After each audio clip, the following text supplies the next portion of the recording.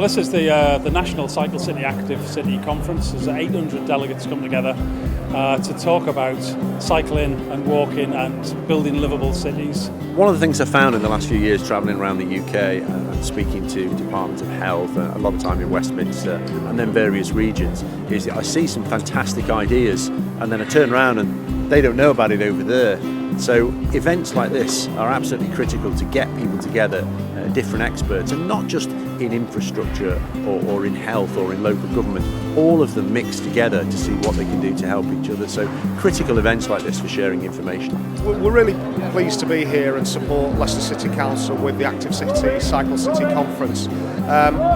Leicester was one of the first original sky rides in 2009, so we go back 7 or 8 years, and I think since then it's been incredible to watch Leicester's transformation in the way it looks at cycling and the way it's at the heart of the regeneration of the city. So we've been on that journey with them from the outset with the Skyride Mass Participation event that now has turned into the Leicester Cycling Festival. Includes the Castle Classic, which is part of the national race calendar, and we're now working with them on the whole story of Leicester, how we can use cycling to develop to help with regeneration, health and placemaking within the city. Over the 4 days, it started off with a social programme yesterday, led rides, some public presentations. Today we've had more formal plenaries and presentations, people like the City Mayor, some invited guests from New York and some further afield, and then some sessions in which experts from different cities around the UK and internationally talk about their experiences of promoting walking and cycling. You have to build places for people to ride. One of the graphs I was showing today, the majority, 60% of the people are interested in cycling, but they're a little terrified of it, and those are the people you need to be focusing on. And if you ask those people, they want protected lanes desperately. They don't want to feel like they're going to die on the way to work. And so building for them and really making sure that there's places where people feel safe on the road is basically where it's at. More places that are more friendly for cyclists and pedestrians are doing better economically. Certainly safer. We saw a record low traffic fatalities in the city in 2015, and that trend is continuing down over time as we change the streets. I think we are at a point in this country where we've got to think about what kind of places do we want our children to grow up in. And we're so excited about the work in Leicester because we really see a city that gets it.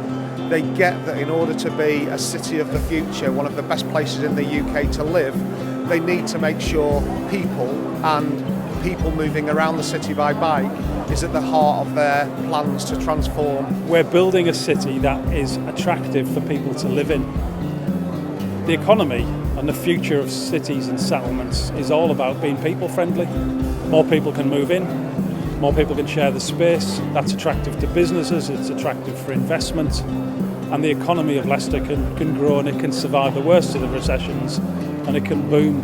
I've been aware of what's happening in Leicester for over a decade because in a previous incarnation I sat on the National Government's Cycling Strategy Board, which is about as interesting as it sounds, to advise on cycling strategies. And in its early days, Leicester was doing some fantastic stuff.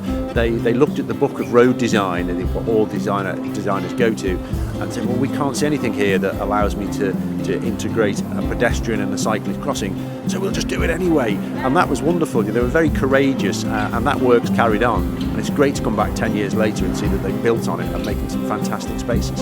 I think something that British cities should do more of is find temporary or quick ways to change space. So you don't need to build new curbs and lay new streets to create a cycle track. You can move the parked cars, you can put in big rocks or planters, you could put in some kind of temporary markings, and just start experimenting. It's safety, it's health, it's air quality, it's huge economic booms. The Times Square story is a great one for this. We pedestrianized Times Square, put a bike lane through it, closed it to cars, and the retail rents have gone through the roof. The number of people going there has gone through the roof. Times Square is a place before where New Yorkers wouldn't be caught dead. It was horrible.